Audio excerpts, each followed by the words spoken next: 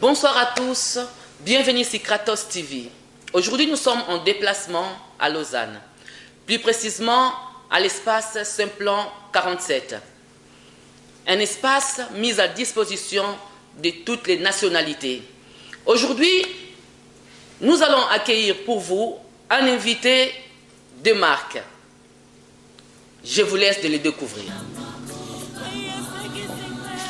Bonsoir sénateur. Bonsoir. Comment allez-vous? Ça va, je suis. Bienvenue dans notre plateau Kratos TV.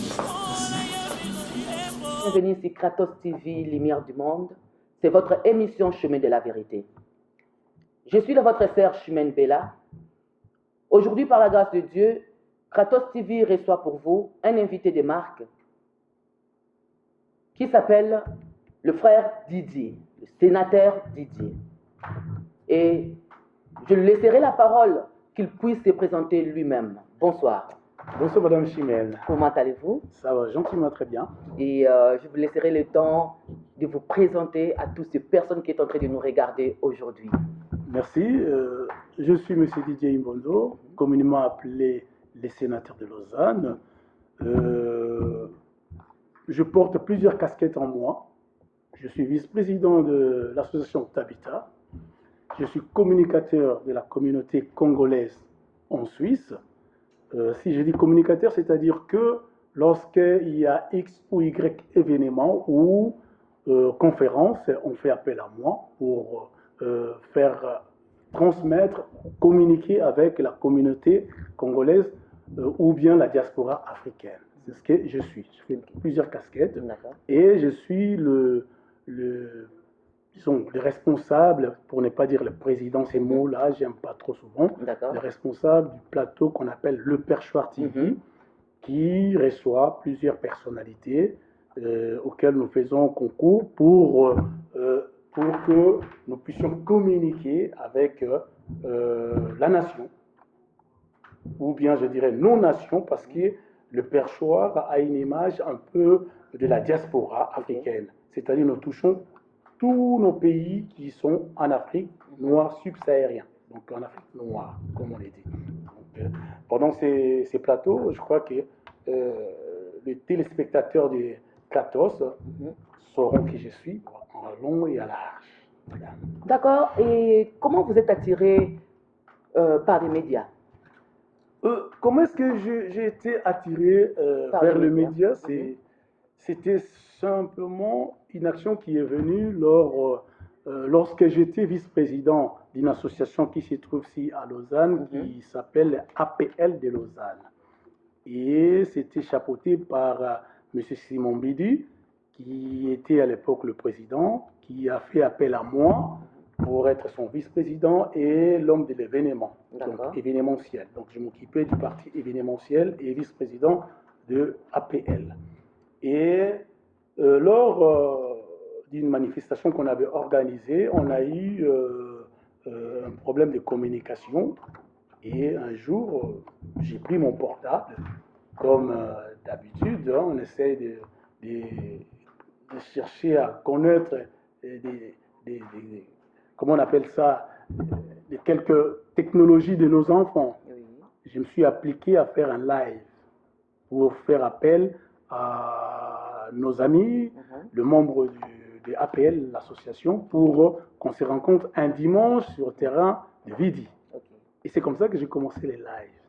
Et un jour, nous sommes allés à une soirée à Genève, une soirée du mois de mars. Et nous sommes allés là-bas. J'ai rencontré un monsieur. Et ce monsieur qui s'appelait Dadastor Ipoma. Il a été aussi invité dans cette soirée. On a fait connaissance avec lui. Et lui, il avait l'habitude de me suivre. Et un jour, après la soirée, nous sommes rencontrés. Nous avons discuté sur un projet. On a établi un projet. On a élaboré un projet, pour dire vrai. Et on a lancé ce qu'on appelle le Perchoir. Et dans le Perchoir, les gens ont toujours tendance à voir mon visage. Mais le Perchoir, c'est toute une entreprise où il y a beaucoup de monde dedans qui font partie et qui tournent le Perchoir. Mais l'image du perchoir passe par les sénateurs. Mais nous allons continuer, je vous expliquerai comment et qui sont ces personnes. J'aimerais que vous nous expliquiez un peu ou donner peut-être la définition du perchoir. Comme ça, au moins, il y a tout le monde qui nous regarde peuvent connaître c'est quoi le perchoir. Le perchoir, si vous allez au Parlement congolais, et on a adapté ça par rapport à l'Assemblée nationale. Hein. Vous voyez là où se met le président du Sénat. On appelle ça, il est perché en fait au perchoir. Là. Le siège qui s'assied là, on appelle ça le perchoir. C'est là où le président du Sénat se met. Raison pour laquelle j'ai aussi opté cette abréviation qu'on appelle les sénateurs, mais ça a été donné par un sénateur qui est aujourd'hui décédé. C'est le grand frère d'un ami, Fanfan Debo, dont je cite les noms. C'est son frère et M. Ignace Ndeboy, fils sénateur. Il est décédé quelques années qui sont passées là. C'est lui qui m'a vraiment inspiré d'avoir cette abréviation du nom sénateur. Voilà. Alors, quelle vision vous avez sur la RDC? Ma vision pour la RDC, c'est que je vois un pays qui est en voie de développement. D'accord. Et je crois que moi, j'ai fait mes études, j'ai parcouru un peu l'Afrique parce que mon papa était diplomate. D'accord. Mais la RDC, j'ai une vision d'un développement dans les jours à venir si vraiment on s'y met ensemble. Déjà, on a eu une fois avec le président Augustin Mokamba, aller rendre visite à un grand professeur que les Congolais des fois négligent. C'est un Congolais, c'est pas un Congolais, c'est un professeur belgo-suisse. Et c'est un mathématicien, c'est un physicien mathématicien, ce sont les premiers professeurs qui sont arrivés au Congo. Et il nous a dit une fois, vous savez, votre problème de la RDC, vous êtes divisés. Et ça m'est resté dans ma mémoire. En fait, j'ai voulu savoir pourquoi. Et je lui ai posé la question pourquoi. Avant de commencer le plateau avec le professeur, il nous a dit comme ça. Il a posé la question à M. Augustin, vous êtes de quelle province? Un blanc qui vous pose une question, vous êtes de quelle province? Alors que lui, ça ne lui concerne pas, il voit deux Noirs, des Africains, des Congolais, et il nous pose la question à M. Augustin Mokamba, vous êtes de quelle province? Il dira qu'il est du Bandundu. Et à moi, il me pose la question, vous êtes de quelle province? Moi, je dis, je suis de l'Équateur. Du coup, il nous dit, vous savez pourquoi je vous ai posé cette question? Et on manquait de, disons, les explications à lui donner. Il nous a dit, c'est parce que vous, les Congolais, vous avez l'habitude de vous promener avec des étrangers sans les identifier. Et ça pose un problème au niveau du Congo. Le jour où vous serez comme vous êtes là les deux, un de l'Équateur et l'autre du Bandundu, vous êtes ensemble, c'est ces jours-là que le Congo trouvera son émergence. Qui veut dire, le Congo, ils ne sont pas unis. Mais il y a qu'à voir. Nos tribus, peut-être, ne sont pas unis. Nous étions unis avant. C'est ce que Mobutu il a prôné. Toute la vie de Mobutu, il a parlé de l'unification. Il était l'unificateur, il était les rassembleurs. Tous ces termes-là étaient autour de la personne de Mobutu. Et lorsque Mobutu est parti, vous remarquerez que le Congo a été... C'est comme s'il y avait une fracture. Hein. Il y avait une fracture au niveau de nos relations. Les Swahili ont pris parti d'un côté, les Luba de l'autre côté, les gens qu'on appelle les Bangala, ils sont restés, ils étaient marginalisés parce qu'ils étaient au pouvoir pendant des années, ils ont, comme tout le monde le dit, ils n'ont rien fait. Et du coup, ça fait cette division-là. Et ce monsieur, ce professeur a demandé à ce que nous revenions sur ce qu'on appelle l'unité. Et le jour où nous allons retrouver notre unité, vous comprendrez que tout ira comme sur les roulettes, en fait. Donc, pour l'instant... Pour l'instant, je trouve qu'on n'est pas encore... On n'est pas encore... Comme nous, on avait grandi. Hein. La parcelle à côté, il y avait un Moulouba, il y avait Mukongo. On ne savait même pas, on ne se posait même pas des questions qui habite cette parcelle-là. Donc, nous étions comme des frères, des sœurs, comme on était comme une famille, en fait, Alors, dans si les je quartiers. comprends bien, c'était au temps de Mobutu. Et depuis que Mobutu est parti, c'est là où il y a eu cette division, ou même avant? Non. Depuis que Mobutu est parti, il y a une méfiance qui s'est installée. Ok. C'est-à-dire, tout le monde se méfie de tout le De monde. tout le monde. Et c'est parti comme ça, et la division a commencé petit à petit. C'est ce qu'on vit maintenant. On n'a plus confiance les uns des autres. Donc on s'est trahi facilement. Alors qu'à l'époque de Mobutu, il suffisait que tu imagines simplement de faire quelque chose de pas bien. Tu as été déjà dénoncé avant même de réfléchir cela. Donc voilà, donc si on revenait sur ce qu'on appelle l'unité, ça va vraiment nous aider, et les politiciens, et même la vie sociale au niveau de nos quartiers et au niveau de nos communes. Tout à fait. Alors, j'aimerais demander du côté Église. Voilà. Est-ce que vous pensez vraiment que l'Église a apporté quelque chose de bon ou de mauvais dans notre pays, le Congo? Ouf, ça, c'est une très belle question, mais c'est un peu difficile de répondre. Parce que tout dépend de quel côté tu te trouves. Ok. Si je me mets du côté d'un analyste, parce que moi j'ai fait des analyses au niveau du perchoir, je dirais que l'Église est parmi les vecteurs qui ont ralenti le développement du Congo. Okay. Vous ne pouvez pas comprendre au XXIe siècle, rien que la ville de Kinshasa a plus de 10 000 églises. Nous avons essayé avec l'équipe du perchoir, parce que dans mon équipe, comme je vous ai dit tout à l'heure, nous avons plusieurs casquettes. On a M. Augustin Mukamba qui est plus du côté, ce qu'on appelle des ouvriers. Il est aussi responsable du président, des ouvriers, des immigrés, tout et tout, ici, au niveau de la Suisse. Un jour, je vous mettrai en contact, comme ça vous allez recevoir aussi sur le plateau des Kratos. Parce que j'aimerais bien vraiment écouter la voix de tout le monde. Voilà, donc je vous donnerai cette occasion, il viendra sur votre plateau. D'accord. Vous savez, l'Église, toutes ces personnes, j'ai dit toutes ces personnes, parce qu'on n'est pas pasteur. Tout à fait. On devient pasteur. On devient, voilà. Toutes ces personnes qui créent des églises. Vous savez, si à la place des églises, inversons un peu, 10 000 églises, nous mettons en place 10 000 entreprises. Et dans ces entreprises-là, nous engageons par exemple 100 personnes. C'est facile, hein? On fait juste un petit calcul. 10 000 églises, 10 000 entreprises multipliées par 100 personnes. Vous avez combien d'emplois? Voilà. C'est vite fait. Hein? Tout à fait. Vous avez plus de 100 000. Mais de ce côté, vous regardez côté extérieur. Parce que quand on parle de l'Église, c'est côté spirituel, je peux dire.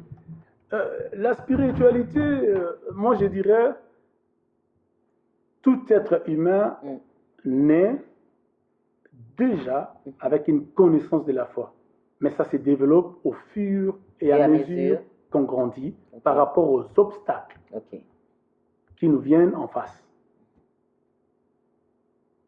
L'homme se mesure par rapport à ce qui est les obstacles qui sont en face de lui. Et vous remarquerez, lorsque vous avez un problème, un souci, c'est instinctif. Hein? Vous appelez Jésus. Pour les musulmans, Allah.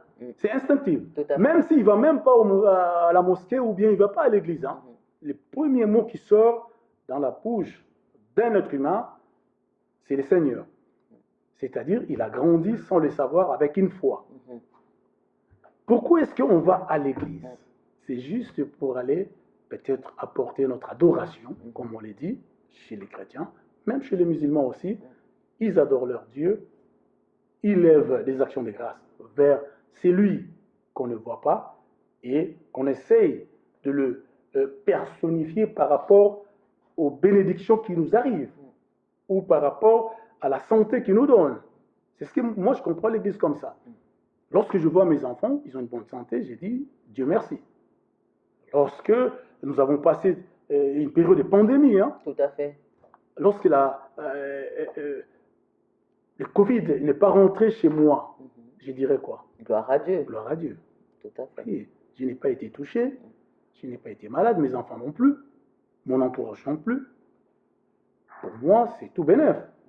Et à ces moments-là, j'ai dit merci Seigneur. Vous voyez, c'est dans quel côté vous vous trouvez. Mais si je me trouve maintenant dans le côté scientifique, je trouve que l'Église a ralenti le développement du Congo, a affaibli la jeunesse. Parce que quand tu dis à un jeune, veillez vendredi, on sort samedi, lundi, on revient à l'église pour prier, mercredi, il n'a pas de travail. Mais peut-être parce qu'il n'y a pas de travail aussi dans notre pays. Mais créons, à la place des églises, pourquoi on ne crée pas des entreprises? Mais il y a le gouvernement qui peut créer. Oui. Est-ce que nous allons laisser tout aux mains du gouvernement? Mais ils sont les premiers à montrer d'abord l'exemple dans le pays. Je sais que l'État est toujours majoritaire au niveau de l'emploi. Tout à fait. Ça, c'est normal. Mais si nous donnons un coup de piste, un coup de pouce, j'allais dire un coup de pouce à notre gouvernement, vous verrez que le gouvernement prendra l'exemple. Mais nous allons de l'autre côté, le revers de la médaille. Nous donnons plus l'importance à ce qu'on ne voit pas. Alors que la vie, et voilà, la vie, c'est tellement compliqué que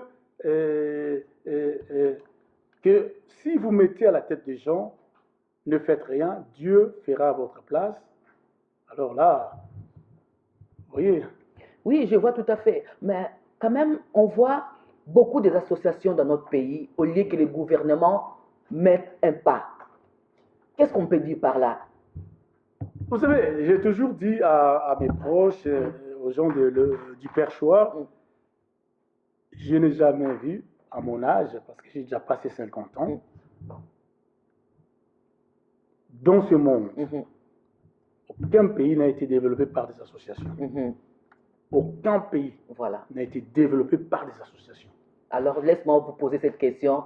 L'État, c'est qui? L'État, ouf. Voilà. L'État, c'est toi.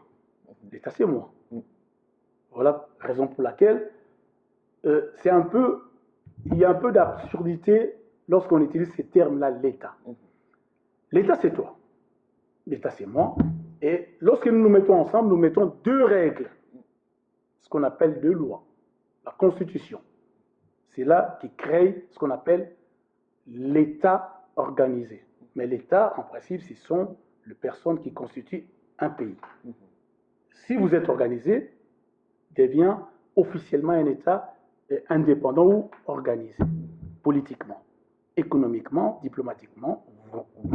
Vous donnez forme à ce qu'on appelle l'invisible. Vous voyez, lorsque toi tu deviens défaillant, ça veut dire que tu affaiblis l'État quelque part. Une partie de l'État affaiblit aussi.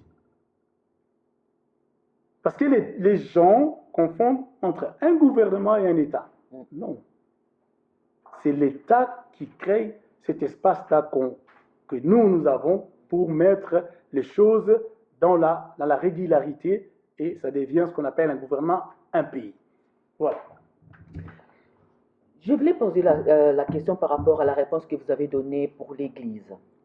Si l'Église a ralenti un peu l'évolution de notre pays, est-ce que vous pensez que le gouvernement a avancé à quelque chose? Bon, nous avons un petit souci aussi au niveau de nos pays subsahariens, c'est-à-dire de nos pays qui se trouvent en bas de la zone où on appelle les pays de l'Afrique noire. Vous verrez que nous avons une différence entre les Maghrébins et nous. Les Maghrébins, ils ont une tendance un peu développée par rapport à nous autres, les pays dits noirs.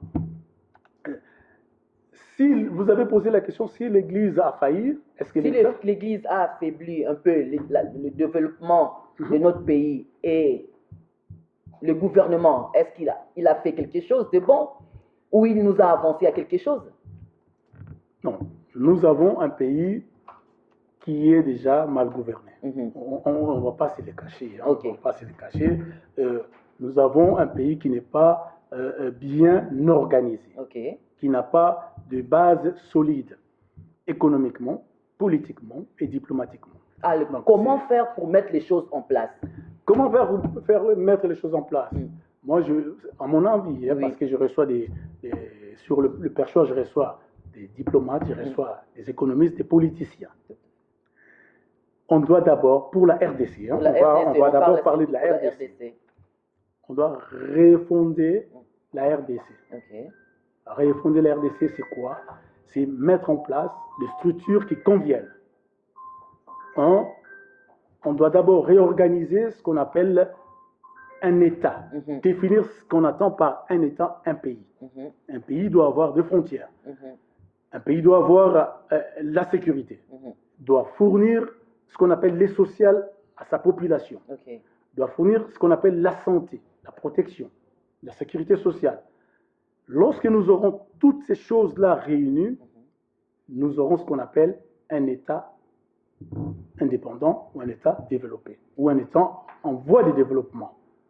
La santé, l'économie, la sécurité, l'enseignement. Ces 4 choses réunies, nous avons un pays, c'est tout. Parlez-nous un peu de votre foi en Suisse. Ma foi en Suisse.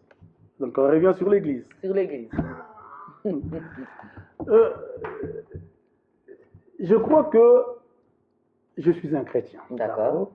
Parce que beaucoup de gens parlent de moi différemment. Okay. Par rapport aussi aux relations que tu as par rapport à d'autres cieux. Okay. Mais je suis d'abord un chrétien. Je chante bien. J'étais choriste à l'église du Coteau.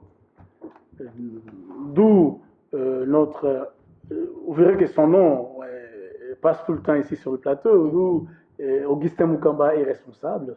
Donc je suis choriste là-bas, donc je chante bien, j'étais dirigeant aussi. J'ai fait l'église du pasteur Mathieu, Wayoa. Donc ce sont ces 2 églises phares que j'ai vraiment émergé. Donc je salue même le pasteur Mathieu et je salue aussi le pasteur Jean Zida. Si aujourd'hui je puis vraiment différencier le bien lorsqu'un pasteur commence à prêcher, c'est parce qu'on a eu des bases solides au niveau de l'église de Coteau, c'est à Lausanne, donc là, et je suis allé vers l'église du pasteur Mathieu, on a cheminé pendant un moment, et maintenant, je fais un peu un repli. C'est le bishop Mathieu, hein? Les bishops Mathieu Wayoa, voilà.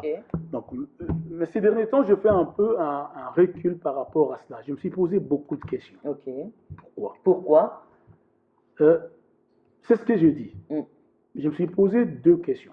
Pourquoi est-ce qu'on prie, les Congolais prient, mais le Congo a un problème de la connaissance et du savoir? J'essaie de répondre avec des amis. Soit ils sont ignorants de ce qu'ils font, soit ils ne savent pas ce qu'ils font. D'accord. Et vous avez trouvé la bonne réponse? La bonne réponse, c'est que les personnes qui enseignent la parole, je ne dis pas tous les pasteurs, il faudrait qu'on soit vraiment, j'aimerais que les gens qui nous suivent retiennent ceci. On n'accuse pas les pasteurs, mais on leur responsabilise. Tout à fait. Cela veut dire quoi? Est-ce qu'ils enseignent la bonne parole?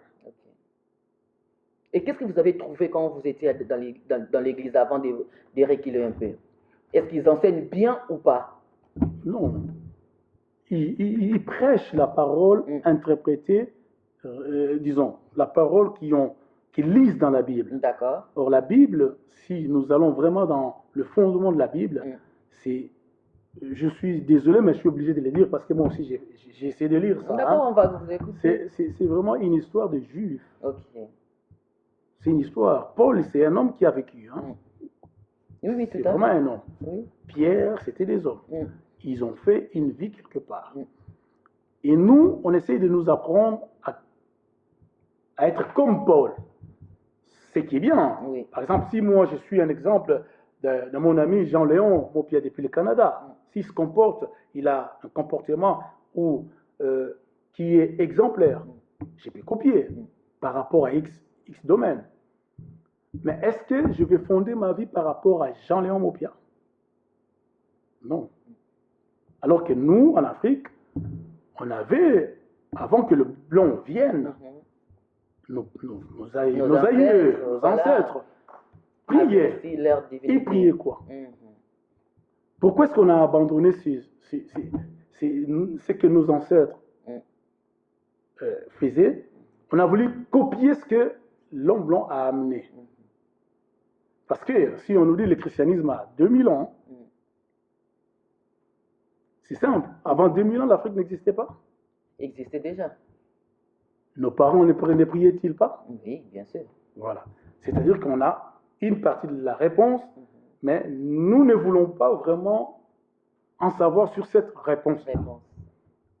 Alors, parlez-nous un peu de cet outil qu'ils ont mis en place, des réseaux sociaux. Est-ce que vous pensez que les réseaux sociaux nous ont amené un de plus, surtout dans notre communauté, ou ça mène que des dégâts, ou il y a eu même un prophète qui a dit que du pétage, donc des choses comme ça. Qu'est-ce que vous pouvez dire par là? Les réseaux sociaux, c'est un outil qui existait avant. Disons, l'Internet existait avant. Les gens qui ont grandi à Kinshasa, à Bandal, à Gombe, juste en haut, quand vous finissez Bandal, vers là où c'est les quartiers qu'on appelle GB, avant il y avait des bureaux où la banque des Zaïre à l'époque venait déposer, il y avait des bulletins comme ça qu'on appelait, nous on appelait ça IBEM. C'était des petits, il y avait des petits trous. Ces trucs-là, si vous demandez aux gens qui ont travaillé à la Banque des Zaïre avant, il y avait de l'informatique avant. Il y avait de l'informatique. Alors que, mais ce n'était pas la disposition de tout le monde. Il n'y avait que des informaticiens qui pouvaient en utiliser. Nous arrivons aux années 90. Les Américains, ils ont découvert autre chose que ça. Et ils ont pris ce qu'ils avaient utilisé avant, parce que nous savons que l'homme blanc projette l'avenir sur 20 ans, ou 30 ans. Donc nous avons récupéré ce que les autres ont laissé, ils ont mis ça en disposition pour nous. En lieu place, nous, Africains, peuple noir, d'utiliser ça à bon escient, nous utilisons ça comme un outil pour régler nos comptes. Si je peux être un peu bref par rapport à ces points-là. D'accord. Est-ce que allons-nous continuer dans ce sens-là? Vous voyez, vous avez quitté Genève, vous êtes venu, et les gens nous regardent au travers des réseaux sociaux. Est-ce que nous passons notre temps à insulter les gens? Non. C'est juste que nous sommes en train de passer un message. Vous êtes venus pour que nous puissions apprendre quelque chose de vous, et vous prenez quelque chose de moi, de ma connaissance. Vous voyez? Donc, c'est-à-dire qu'on peut utiliser cet outil pour le développement de la communauté et pour le bien-être de notre nation. Alors, quelle pensée aviez-vous pour les femmes violées? En général, le perchoir, c'est un plateau qui reçoit beaucoup de monde. D'accord. Et j'ai toujours dit, ma meilleure émission que j'ai faite depuis qu'on a commencé le perchoir, c'est lorsque j'ai reçu sur mon plateau une femme colonel. Elle est venue de Kinshasa à Paris et elle est la responsable de ces secteurs qui s'occupent de la criminalité faite à la femme, violence faite à la femme, des viols, tout ce qui est lié au sexe féminin. D'accord. Et cette femme, lorsque je l'ai reçue, elle a évoqué une chose. On l'a posé la question lorsque vous allez interpeller, par exemple, un ministre. C'est là où l'émission était vraiment avec de l'émotion. Elle m'a répondu ceci: je n'ai pas d'émotion. Lorsque je vais arrêter un criminel sexuel, c'est un criminel sexuel. Pour moi, vous soyez ministre ou pas, tout à fait, je vous arrête. Et ça, j'ai beaucoup aimé. Et sur ce plateau-là, il y avait Maman Dédé Bonkoni et une femme guinéenne qui milite vraiment sur ces points-là. Et sur le perchoir, nous avons une branche qu'on appelle le monde féminin, qui est animée par Pauline et Espérance Assam. Les deux femmes parlent trop souvent de ces dégâts et de ses conséquences, des méfaits, tout ça sensibilise. Et puis, mais je dirais que ces points-là au niveau de la RDC est devenu comme une arme dissuasive. C'est-à-dire, on utilise ça pour faire peur à la population, pour chasser des femmes, alors que nous oublions que le monde est tenu par des femmes. Tuer des femmes, c'est faire arrêter, disons, la croissance. Voilà. Et de l'autre côté, si je ne veux pas citer des noms de ces pays qui nous font ces agressions-là, Des agressions, voilà, on connaît tous. tout le monde le connaît. Voilà. Donc, nous sommes désolés, donc nous condamnons cela. Nous condamnons vraiment dans notre plus vraiment ferme énergie ces actes-là. J'aimerais aussi te poser la question parce que je vous vois souvent avec des associations. J'aimerais que vous nous parliez un peu des associations comme des ONG. Tout à l'heure, lorsque je me suis présenté, je vous ai dit que j'étais vice-président de l'association Tabita. Oui. Et je fais partie aussi, de temps en temps, avec presque toutes les associations. On m'appelle, je donne un coup de main, j'essaye d'être utile dans ma communauté au travers des associations. Je dirais que les associations, ça peut être un outil qu'on peut, nous, utiliser pour promouvoir aussi un développement. Si et seulement si nous avons compris que les associations ne développent pas un État. C'est-à-dire, nous transformons nos associations à des entreprises. C'est ce que notre ami Dadaston essaie de faire. Donc, il y a une partie qu'on peut utiliser comme aide, et l'autre partie, on peut former aussi les mêmes personnes qui sont dans des associations à faire des cours de businessman, c'est-à-dire de faire ce que nous pouvons amener, par exemple, de la gratuité, nous amener ça à une autre forme d'entreprise qui peut produire, c'est-à-dire, si on a des plantations, on peut cultiver, on récolte, lorsqu'on vend, ça devient du business. Vous voyez, on est parti d'une association, mais à la fin, nous avons gagné quelque chose pour que ces personnes-là qui travaillent dans les plantations puissent trouver un revenu.